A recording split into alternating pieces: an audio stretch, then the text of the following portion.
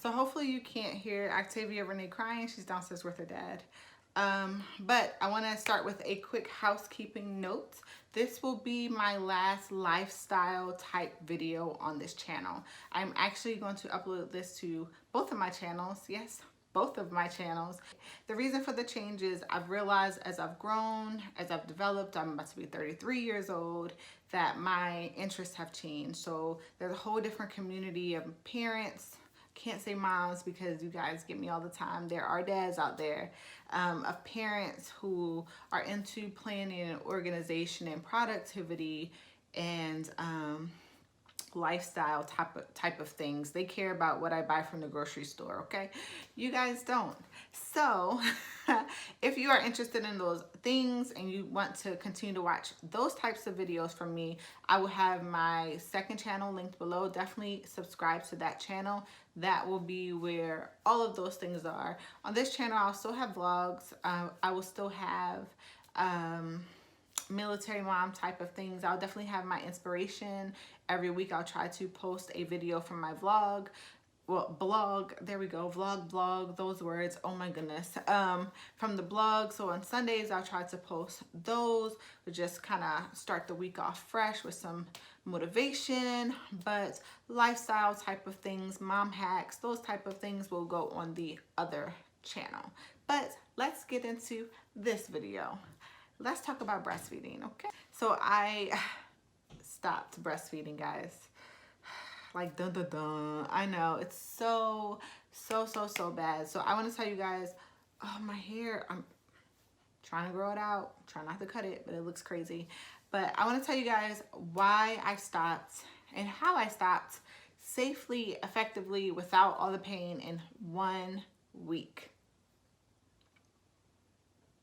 1 week. So if you're interested in finding out how I stopped breastfeeding, a little bit about why, and then also about how you can stop safely, effectively, without all the crazy pain in 1 week, then just keep watching. So the reason I stopped, my daughter is super duper sensitive to everything. I cannot eat dairy, eggs, peanuts, anything. So, you know, I took one for the team. Okay, not going to eat these things. They are in everything. Dairy is in everything. So I would eat a meal, not even know that it had anything dairy in it, and then my baby would break out. And I was like, bruh, like literally everything had it in. So as a mom, I want to do what's best for my daughter. And I just felt like I was doing her more harm than good. I know breast milk is so good, but if what I'm consuming is harming her, then I absolutely will just stop and give her infant milk, which is what she's drinking now. Also, I was tired. Like, let's be real, I was tired. I was pumping every 2 hours for 3 months straight. I was tired. The baby would be asleep, I would still be pumping. Everybody chilling, I'm pumping. Like, I'm pumping or feeding her, pumping or feeding her. I wasn't exclusively pumping mom, which means she was not on the breast because she wouldn't latch. So I was just pumping. It was double duty. Everyone thinks it's more glorious when you pump. No, it's double duty. Like, I have to pump and then feed. So I was super duper tired, very emotional, very cranky, sleepy. It just wasn't working. And then also I'm going back to work, and I knew with that pumping schedule, I would not be able to get back to the regular flow of my work. Eventually I was going to have to stop. I wasn't going to be able to take 20 minutes every 2 hours while running the clinic and pump.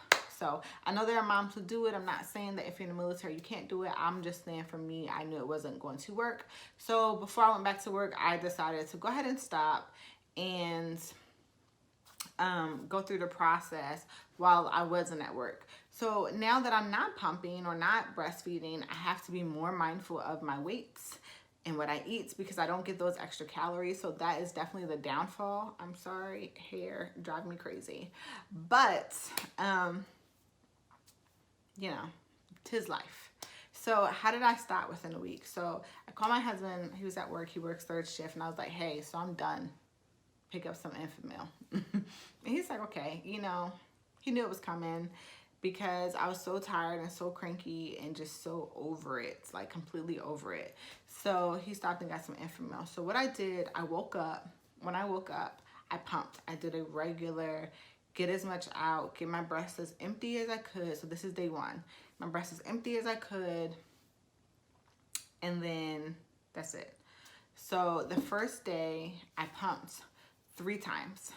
I pumped that morning, and then I pumped like when I couldn't take it anymore. So probably about 3:30-ish, you know, early afternoon.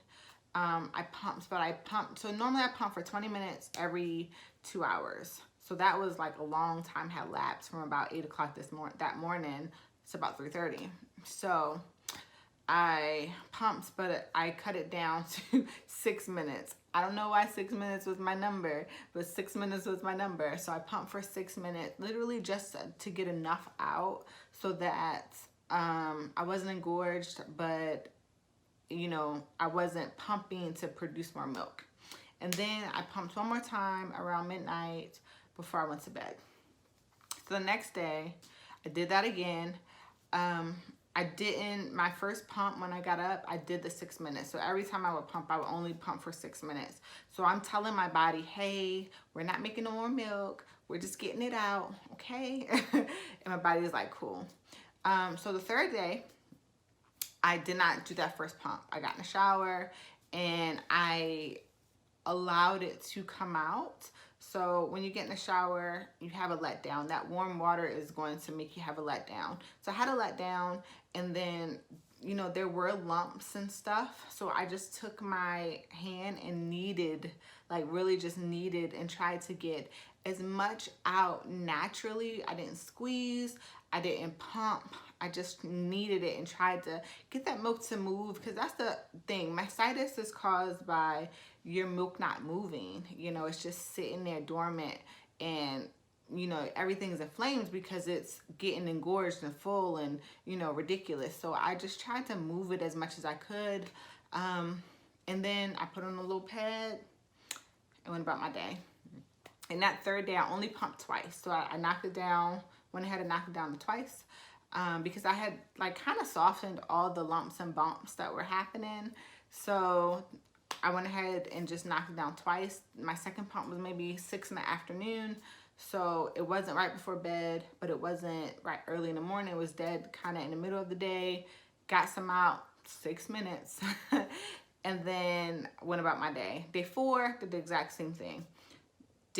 So literally I'm only pumping once then at this point, because I'm letting my letdown happen, making sure to knead, you know, any lumps and bumps that are happening, any engorgement, and then having that pump in the early evening at this point. So what are we on, day 5? Day 5, I only did the shower. So I did not do that last pump. I think day 6 I had to do that last pump because it was tingling. It wasn't hurting, but it was tingling. So I had went all day 5 without pumping at all. I did allow my letdown to happen. If there were any lumps and bumps, you know, I needed them out, but that was kind of it. Then I went that whole day. And then I went all of day 6 without pumping, but probably around 5 o'clock on day 6, I was like, okay, so I got to get some of this out. And I literally did like 4 minutes, and then that was it. And after that, I wasn't even leaking anymore. I didn't have to wear the little mommy pads anymore. I didn't have to do anything. So my advice for moms who want to quickly get over pumping and just stop without the pain is, first of all, ibuprofen. So mastitis is inflammation. Ibuprofen is an anti-inflammatory. Girl, take you some ibuprofen. Okay? So that if you were going to have pain, it kind of nips it in the bud. So I did put myself on the ibuprofen regimen. Not a doctor. Talk to your doctor before you do that.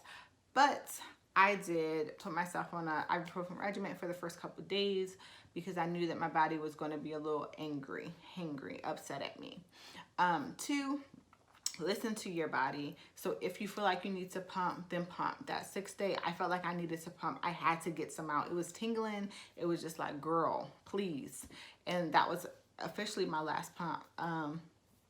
3, cut down your pumps. So all on Pinterest and things of that nature, I've seen people say, hey, cut down 1, you know, over a week. I ain't got time for that. I was not trying to wean myself for 3 weeks. Like, that's a lot. So just cut down. First, start by cutting down the time limit that you're pumping, and then start knocking some out. I cut dramatically. I went from pumping every 2 hours to 3 times that first day I was weaning. So it's up to you. Listen to your body, but definitely cut down your time limit that you're pumping for and your number of times that you are pumping. Then also, once you get towards the end of your weaning cycle, don't pump at all. You know, allow your body to naturally do what it do, you know. Wear the little mommy pads that go into your bra. I didn't wear them for a couple of days. I was so wet. I was like, oh, there's a lot going on.